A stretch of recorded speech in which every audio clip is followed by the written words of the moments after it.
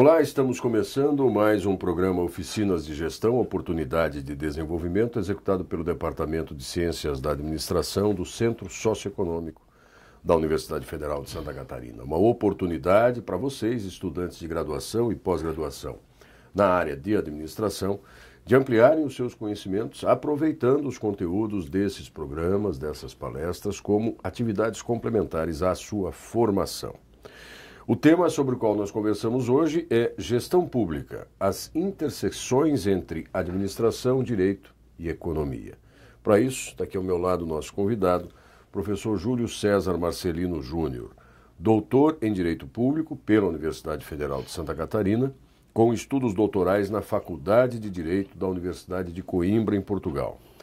Júlio também é mestre em Direito pela Universidade do Vale do Itajaí, Univale, e especialista em Direito Econômico pela Fundação Getúlio Vargas, a FGV do Rio de Janeiro, em Gestão Pública. Ou melhor, e em Gestão Pública também pela Universidade do Sul de Santa Catarina, a Unisul.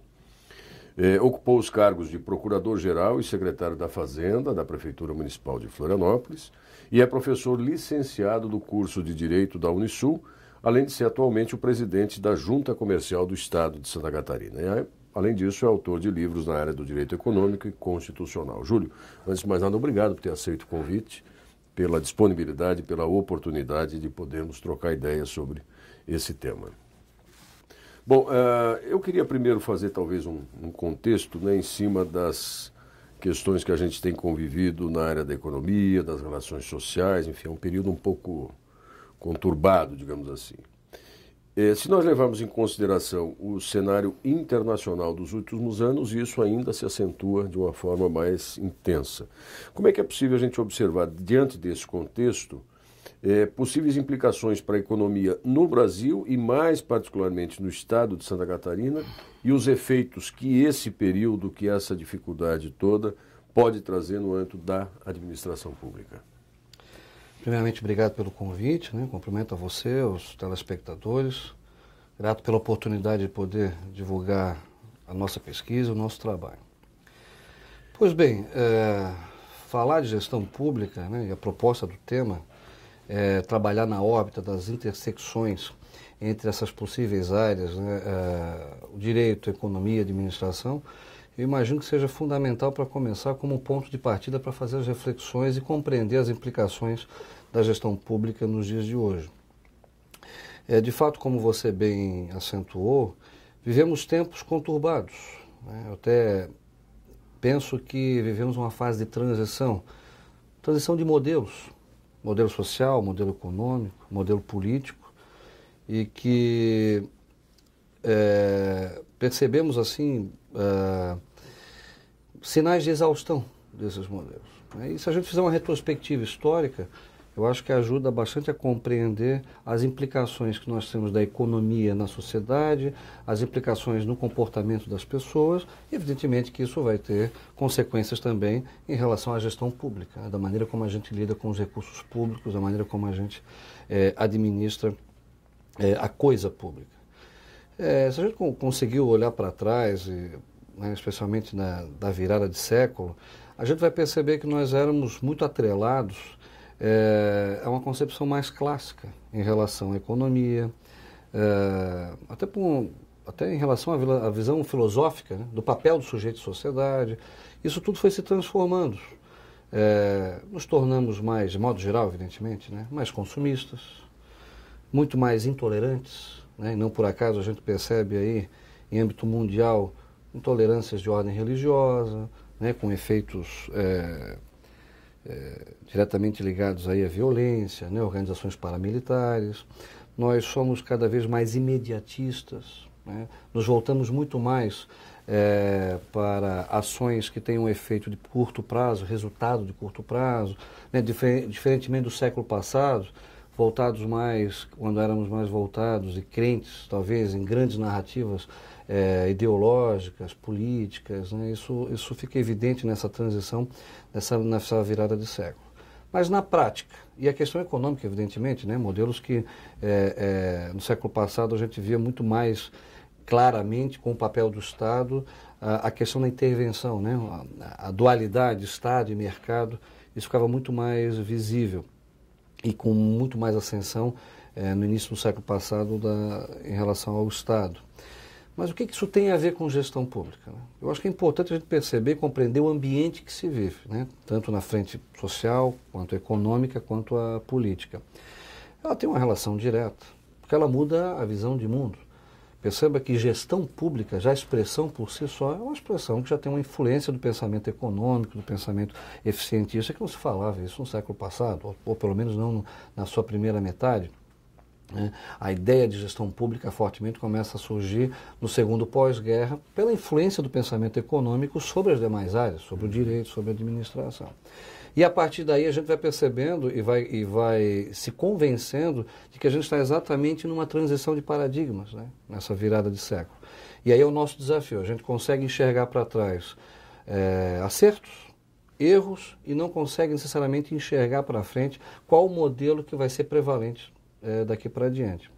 Existe uma série de teorias, tanto no âmbito da administração quanto da economia e do direito, que procuram enxergar esse futuro e delinear e preparar marcos teóricos com consistência para poder enfrentar os desafios da contemporaneidade, mas de fato não há nada consolidado, não há nada em definitivo, tudo muito em aberto. Em relação a efeitos práticos da administração pública, né, considerando essa introdução que acabei fazendo em relação à figura do sujeito, né, alguém que sofre toda essa influência do meio em que vive, a administração pública hoje ela é muito influenciada em relação à lógica e ao pensamento econômico, mas muito mais no sentido liberal da palavra. Já teve períodos que não foi assim, né, mas recentemente, especialmente vamos assim, demarcar no tempo da década de 80 para cá, que coincide também com a edição da Constituição de 1988, mas não somente a partir da mudança do modelo constitucional, mas da mudança de paradigma que se teve dentro da administração pública a partir de 98 e 10 anos depois, em 1998, por exemplo, com a inserção do princípio da eficiência administrativa como um princípio norteador da administração pública. Mudou por completo a maneira de se pensar em fazer gestão. Os paradigmas são outros, os pressupostos são outros, né? Isso na prática trouxe, ao meu ver, benefícios e malefícios. Benefícios, o tema é complexo, em poucas palavras talvez não seja tão simples resumir, mas tentando ser objetivo, benefícios porque eu acho que nos deu uma certa alternativa interpretativa, hermenêutica, como a gente fala muito no direito, para conter um pouco da histeria que a lógica de estado de bem-estar, que veio com o projeto original da Constituição, trouxe em relação à universalidade dos direitos, à gratuidade dos direitos, que evidentemente que são coisas positivas, a gente defende isso, mas sabemos que tem limites, os recursos públicos são finitos. Mas essa lógica, que é uma lógica clássica, e que chegou no Brasil através do modelo constitucional tardiamente, né, porque nós nos inspiramos em modelos de estado de bem-estar de países do eixo central, que já naquela época já demonstravam sinais de exaustão. E nós trouxemos para o Brasil no momento em que vigia, em que era predominante já um modelo econômico neoliberal, né, que trabalha outra perspectiva. Então esse foi o primeiro contrassenso. Mas o princípio, a lógica da eficiência dentro da Constituição e se tornando um princípio norteador da administração pública, eu acho que tem esse fato positivo, de oferecer um pouco de contenção de limites, aquela lógica de universalidade e gratuidade. Por outro lado, também eu acho que trouxe alguns riscos, porque bota em xeque muito do próprio projeto original da Constituição Federal.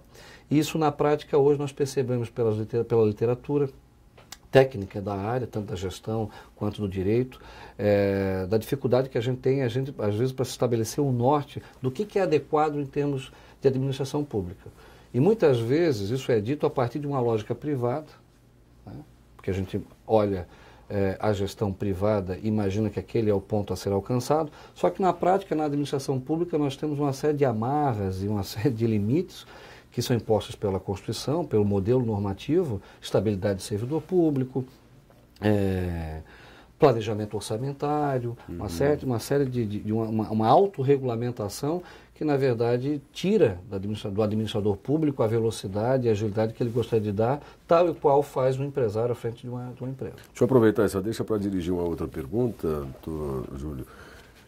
Com relação a exatamente isso, existe um horizonte no médio prazo, talvez no prazo mais alongado, para tentar superar essas amarras atribuídas à burocracia, né, como se a burocracia na essência fosse ruim, né, quer dizer, normalmente a burocracia já traz carregada, impregnada essa noção de que ela é per si ruim. Eu, francamente, discordo na essência, mas enfim. Mas existe alguma perspectiva de se avançar de modo a enfrentar essa burocracia ruim e as amarras da legislação também? É possível ter uma previsão de que isso venha a ser alterado? Concordo com a sua observação, e poucas vezes eu ouvi isso, né? Existe a boa burocracia, né? Porque, em verdade, a burocracia, a expressão, a categoria burocracia, ela se encontra eivada, assim, de um olhar preconceituoso, né? Se nós formos buscar a origem da burocracia, já no medievo, né, especialmente pela organização da Igreja Católica, e depois ela foi penetrando na formação dos Estados nacionais, na modernidade, ela foi criada para proteger. Por que há burocracia no setor público? Porque lá nós lidamos com algo que que tem uma peculiaridade única, que é o recurso público, é um recurso que é de todos. Exato. Então a burocracia, em verdade, é um grande emaranhado de regras e de ritos que tem um grande propósito, prestação de contas. Então, nesse sentido, talvez seja a boa burocracia ao lado positivo. Então, a burocracia é necessária, nós não conseguimos trabalhar sem ela nesse sentido. Por outro lado, o que eu acho que aconteceu, e aí essa é a burocracia combatida e que deve ser combatida, é o excesso. Uhum. O excesso de regulamentação, o excesso de disposições normativas em relação a procedimentos que poderiam ser muito mais flexíveis, né? Especialmente em relação a ações, a medidas do Estado que têm relação com o setor produtivo, com o mercado. Né? Realmente é uma relação muito, muito peculiar e que merece um pouco mais de flexibilidade, que é isso que a gente defende e tal. Mas nós não podemos embarcar assim na histeria de imaginar que a burocracia tem que ser abolida por completo, porque parte dessa burocracia ela vem a nosso favor. Né? O cidadão comum, o cidadão que não compõe, não faz parte da administração pública, né, é a burocracia que vai dar para ele retorno e acesso e segurança em relação a como o recurso está sendo utilizado, né, é através da burocracia que os órgãos de controle, tribunais de contas, Ministério Público podem atuar. Evidentemente que isso tudo é previsto num plano normativo pré-estabelecido, que, não por acaso, acaba ficando defasado ao longo do tempo. Então, foi-se criando mecanismos burocráticos que, com o passar do tempo, com o avanço da tecnologia, se tornam obsoletos e que, de fato, podem ser alvo de uma ação forte em relação da parte legislativa. Aí você pergunta, há o que fazer? Evidentemente que há. Ainda hoje pela manhã participava da reunião do Fórum Simplifica, que é um fórum que reúne aqui os principais órgãos voltados para o empreendedorismo, da parte do Estado, né? Junta Comercial, Corpo de Bombeiros, Vigilância Sanitária, Secretaria de Desenvolvimento, todos muito preocupados em exatamente combater a burocracia para facilitar a abertura de negócios, empreendedorismo. E o que se pode dizer? Assim, qual é o primeiro passo? Uma série de medidas administrativas podem ser tomadas para avançar em âmbito administrativo, redimensionar fluxos, tudo isso é possível fazer. O uso da tecnologia, você compacta a tramitação de processos. Rotinas que podem ser otimizadas. Exatamente. E não tem nenhuma genialidade nisso, são procedimentos que já rodam no mercado, no Brasil e no exterior. Mas eu acho que o que nós precisamos fazer, é uma condição sine qua non, é a alteração do modelo normativo. Claro que nós temos os limites da Constituição, mas aqui em plano infraconstitucional e até infralegal, na malha normativa que envolve decretos, portarias, nós temos muito a fazer. E hoje de manhã tratávamos sobre isso e algumas frentes, algumas medidas já foram adotadas, como por exemplo, na prática, sob o comando aí do secretário Carlos Chiodini, que é secretário de Desenvolvimento Econômico, foi encaminhado, evidentemente apresentado para o governo do Estado, Raimundo Colombo, que encaminhou à Assembleia um projeto que disciplina, que cria o enquadramento empresarial simplificado. Veja só como isso é importante. Inverte a lógica que nós temos hoje, que é uma lógica eminentemente burocrática, da autorização para alguém abrir o seu negócio. Alguém para abrir o seu negócio, como funciona? Precisa passar em vários órgãos, que têm competências distintas. Junta comercial, vigilância sanitária, corpo de bombeiros, secretaria da fazenda. Cada qual com incumbências próprias. O que acontece? O cidadão, o empreendedor, precisa aguardar a resposta de todos estes órgãos para conseguir iniciar o seu negócio. O Sebrae aponta como tempo médio no Brasil 120 dias para abrir um negócio. É um prazo absurdo, que não é o prazo praticado em Santa Catarina, nos municípios. Nós trabalhamos em patamares bem menores, mas de fato, ainda que sejam 30 dias, eu reputo como um prazo longo. Especialmente para negócios de baixa complexidade. Evidentemente que não dá para comparar alguém que vai abrir um escritório com alguém que quer abrir um posto de gasolina, um hospital, uma indústria química. Né? Então, fora esses casos mais complexos, todos os outros devem ter muita agilidade. Na prática, o que se faz? O projeto de lei está propondo a inversão dessa lógica. Você trabalha na perspectiva da autodeclaração. O empresário é apresentado para ele todos os requisitos que ele tem que preencher para abrir o seu negócio, regras de ordem de patamar mercantil, regras sanitárias, regras de segurança. Ele assume compromisso que vai cumprir, já recebe os alvarás, as autorizações, já pode abrir o seu negócio com celeridade. A priori ele já A priori. E depois ele vai ser inspecionado, fiscalizado. E nesse momento, se ele tiver de acordo com a legislação, cumprir todos os requisitos, muito bem. Se não tiver, aí seria punido. Isso muito se falou aqui, mas não tinha o quê? A previsão normativa. Eu que tive a oportunidade de trabalhar no município também, quantas e quantas vezes nós recebíamos as entidades e comungávamos dos mesmos propósitos, até da mesma ideologia, mas o limite qual era? Para nós do município? A lei. Porque você não tem como pedir para o servidor de base, que vai analisar lá a concessão de um alvará na vigilância sanitária, numa Secretaria de Meio Ambiente e Desenvolvimento Urbano, que vai avaliar a questão do zoneamento, onde é que você pode ou não abrir um negócio, onde é que tem risco ou não, pedir para que ele faça uma flexibilização qualquer, porque vai gerar tanto de emprego, tanto de renda, de tributação, ele vai cumprir a legislação, até porque você bem sabe que aos servidores públicos se aplica o princípio da legalidade, e só se pode fazer aquilo que está previsto na Constituição, ou na lei, ou num decreto, ou numa portaria. Então, evidentemente, assim, que essa burocracia, a má burocracia, ela pode ser enfrentada, mas é através da mudança do modelo normativo. Eu não vejo outra alternativa. Nós anunciamos aqui na leitura do currículo do Júlio César Marcelino Júnior que ele atuou como secretário municipal e que agora responde pela direção da Junta Comercial do Estado. São duas instâncias de Estado, né? São dois níveis de governo, né? Mas em ambos existe um modelo constitucional, que o doutor Júlio inclusive mencionou aqui de en passant, de uma maneira escalonada. Quer dizer, às vezes você tem sobre uma iniciativa empreendedora qualquer, de menor ou maior escala, um conjunto de normativas que eu alcanço em todas as instâncias, na federal, na municipal, na estadual. Quer dizer, isso também é um modelo, digamos assim, legal, constitucional ou formal, que precisa dialogar, né? Quer dizer, você pode, às vezes, atender as questões do município, mas você não consegue dar conta de atender num prazo razoável as de Estado, o Estado membro e menos ainda do governo federal. Como é que se lida com isso? Quer dizer, quais são esses diálogos possíveis entre esses diferentes modelos, Júlio? Esse é um problema nosso estrutural, né? Não por acaso, quando se fala da revisão do Pacto Federativo, se trata disso, né? A revisão do Pacto Federativo não é só tratar sobre a distribuição tributária, né? Que é muito injusta, bem se sabe. A concentração na União, em torno de 60% da arrecadação, estados em torno de 27% e municípios com 13%. Mas não é só rever a distribuição do tributo, mas também rever as competências. Porque, em alguma medida, às vezes, a sobreposição de competências, outras vezes, por conta das atribuições, há um distanciamento entre os órgãos. E, de fato, na ponta, o cidadão que quer ver o seu problema resolvido, né? Que quer ter a sua rua calçada, quer ter um ensino de qualidade, mas depende qual o nível de ensino.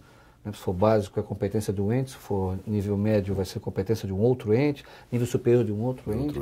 Né? E o cidadão tem até dificuldade de compreender que para ele enxerga como uma grande burocracia, quando, em verdade, ele normalmente procura o poder que está mais próximo, qual seja a prefeitura, à universidade, que está próximo, ele tem acesso, né? À reitoria, ele tem acesso ao gabinete do prefeito, ou pelo menos do secretariado, e muitas das vezes esses órgãos que tem ali, pode fazer à frente, têm dificuldade porque ou não tem autonomia para tomar algumas decisões, porque a decisão está em Brasília, né, no caso da universidade, né, parte da autonomia está lá, né, as universidades são autônomas, mas ainda se depende muito de Brasília. E no município, ainda que tenha autonomia administrativa e financeira, boa parte da solução, que passa pela questão dos recursos financeiros, aí está em Brasília.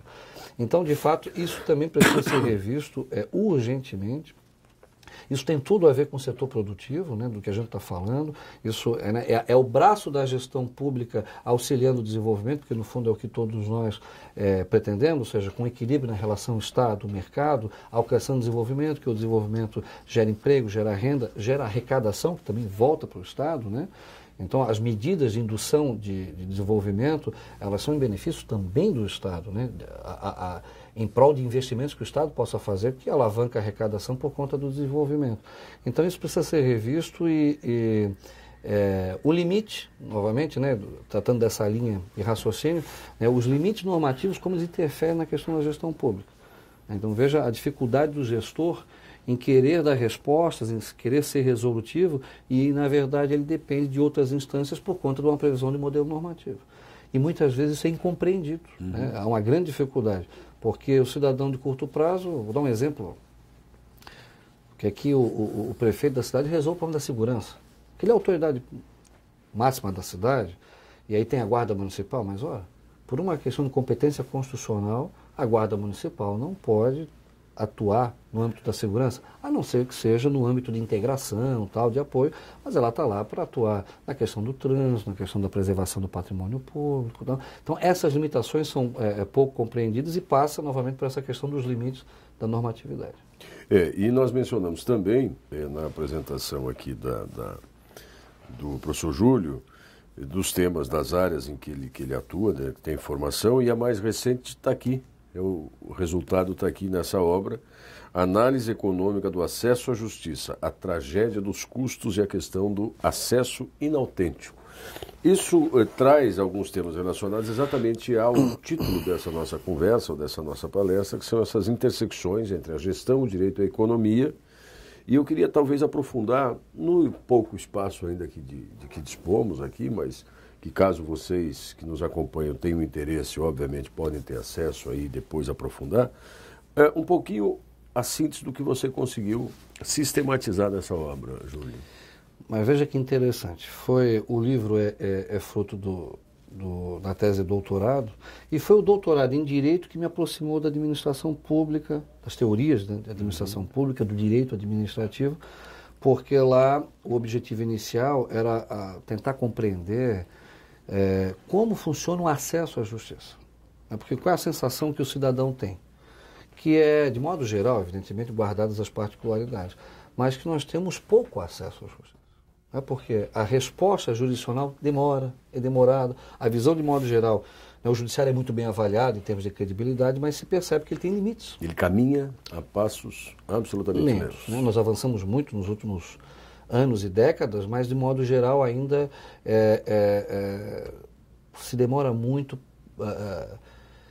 Veja bem, não é que se demore tanto, né? Mas tudo tem a ver com a perspectiva, com a nossa visão de mundo. Como eu falei no início, né, como influencia o ambiente em que se vive, né? Como o modelo social é outro, a gente trabalha na questão do consumismo, da velocidade, né, o cidadão também transporta aquela visão para o setor público.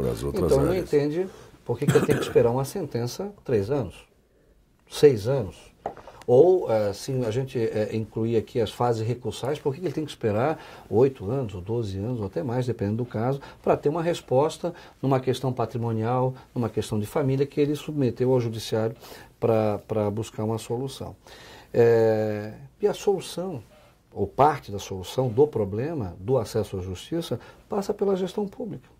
E isso, na verdade, já foi visto, né, já há algum tempo. Lá em 2004, teve a emenda constitucional número 45, que é chamada reforma do judiciário, que a partir de então, e considerando a nova lógica de eficiência, que já se tornara princípio administrativo, desburocratizar a justiça. Foi criado o CNJ, o Conselho Nacional de Justiça, né, que faz um trabalho importante, porque passou a fazer um trabalho de... Qual é o primeiro passo da gestão? É diagnosticar o problema. Como é que você vai pensar a solução se você não domina o problema? Né? O CNJ hoje oferece para a gente, tem um chamado programa Justiça em Números, que oferece os números dos fluxos de processos, quantidades de processos, taxas de congestionamento, enfim, que a gente consegue até detectar onde é que estão os gargalos, né, o problema do judiciário. E a partir daí se pensa as soluções, e as soluções passam também pela questão da gestão. Na tese, o propósito foi analisar a questão do acesso à justiça no ambiente de escassez de recursos, né, que é um problema de gestão. No judiciário, o acesso à justiça passou a se tornar um problema de gestão. Por quê? Porque o acesso clássico, ou o direito fundamental de acesso à justiça, parte da perspectiva da universalidade, da gratuidade para os hipossuficientes, mas só que isso tornou, essa política judiciária de universalidade e gratuidade, tornou o judiciário vítima de si próprio. Porque o que acaba acontecendo, que eu chamo de acesso inautêntico, é você ter uma ampla capacidade de acessar ao judiciário, né? Hoje qualquer um pode apresentar uma ação, tem os juizados especiais, então hoje qualquer pessoa de fato pode deflagrar uma ação judicial, contudo você não vai ter em tempo hábil uma resposta, ou seja, seria um falso acesso, né? A porta de entrada ficou ampla demais, além do problema de custos que isso gera como implicações indiretas e que tem que se levar em consideração também. Trazendo essa experiência para o âmbito da gestão pública no Poder Executivo, que é onde eu me encontro, né, à frente da Junta Comercial do Estado, que é uma autarquia ligada à Secretaria de Desenvolvimento Econômico Sustentável, a gente percebe que a lógica é a mesma. Ou seja, trabalhamos ainda numa perspectiva de escassez de recursos, temos que fazer mais com menos, e o mais aqui é por quê? Porque as demandas aumentam. Né? Por conta da alteração da visão de mundo, do sujeito que quer respostas de curto prazo, enxerga no administrador público cada vez mais a visão do gestor, tal qual ele vê na empresa dele, de resposta rápida, né? Contratou um serviço, não funcionou, troca o serviço. Na administração pública, nós bem sabemos, nós temos toda o que seria a burocracia, que é o caso, por exemplo, da licitação, mas que em verdade protege. Sim. Protege o administrado, né? O cidadão, porque você vai lá, garante concorrência, garante disputa de preço, né, para ter benefício no preço, mas não abrindo mão da qualidade. Então, em verdade, a partir desse estudo, a gente percebe o quanto há influência do pensamento econômico em relação à administração pública. Fazendo um apanhado, por exemplo, né, rumando ao fim, né, o quanto influencia, trouxe benefícios, mas também trouxe malefícios, trouxe riscos, que eu acho que, de modo geral, quem pensa a gestão pública no país hoje tem conhecimento, tem acesso aí, graças à tecnologia, ao aumento do acesso à informação, né? Ninguém pode dizer que desconhece dessas questões.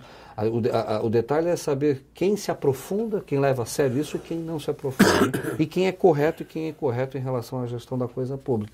Mas como tem influência em relação ao pensamento econômico, como a lógica econômica nos oferece ferramentas e saídas para enfrentar a burocracia, né? Nos oferece ferramentas que permitem propostas de alteração legislativa, que era o que nós discutimos hoje lá no Fórum Simplifica. Lá o objetivo veja, facilitar a abertura de empresas. O que é preciso fazer? Então, além da alteração de normas e de leis, também integração entre os órgãos, aproximação entre os órgãos, porque essas competências são previstas na Constituição, nós aqui embaixo não temos força para mudar, temos que acatar e respeitar, mas evidentemente que nós podemos fazer muito mais se esses órgãos estaduais, municipais, porque também a integração da Junta Comercial com os municípios estiverem próximos. E foi por isso que criamos o Fórum Simplifica. Que se encontra bimestralmente para essa troca de ideias, troca de informações e tecnologia. Mas, de fato, como mensagem final, podemos fazer muito mais. Há ferramentas, há possibilidades, só que para isso é preciso estudar, né? A gente tem que se dedicar a esse tipo de assunto, tentar compreender como houve a proposta do tema, né? Compreender melhor as intersecções entre todas as áreas.